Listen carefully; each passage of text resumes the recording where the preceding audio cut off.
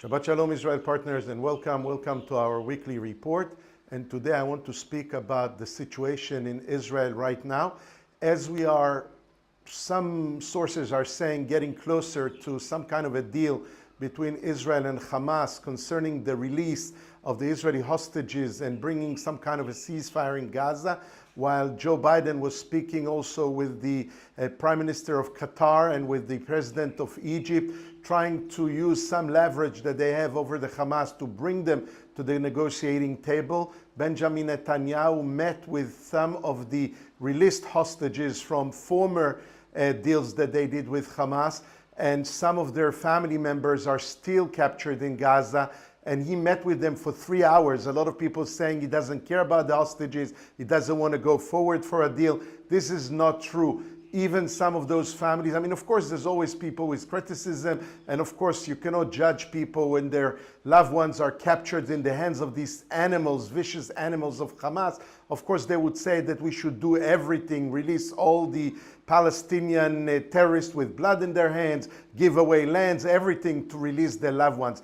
But when you are looking at the situation and seeing what's on the table, you realize and understand that Israel was willing to go very, very far in order to compromise with the Hamas and give away some of the assets that Hamas needed and wanted, and also retreat from some lands and areas in return, of course, for the Israeli hostages to be released. But the story is that you don't even get from the Hamas the lists of who's alive and who's dead. They're still waging a war, a psychological war over Israel. They don't want to compromise about anything.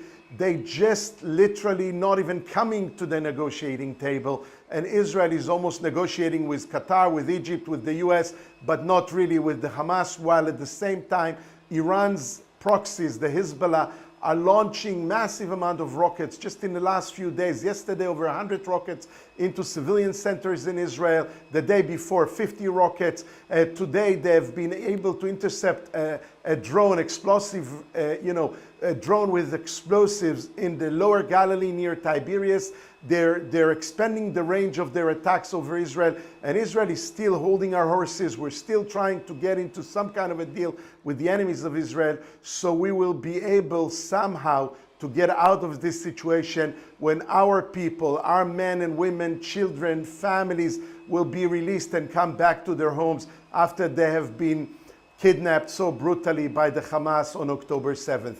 So that's the main stories that are happening in Israel right now. The continuation of the attacks from the Hezbollah in the north, within minutes into city centers, into middle of towns, and then at the same time, the Hamas also is launching in Israel and refusing to come to negotiating table.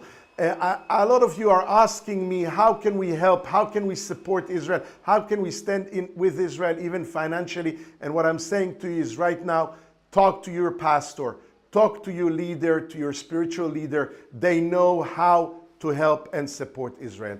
I love you a lot. Shabbat Shalom. Bye for now.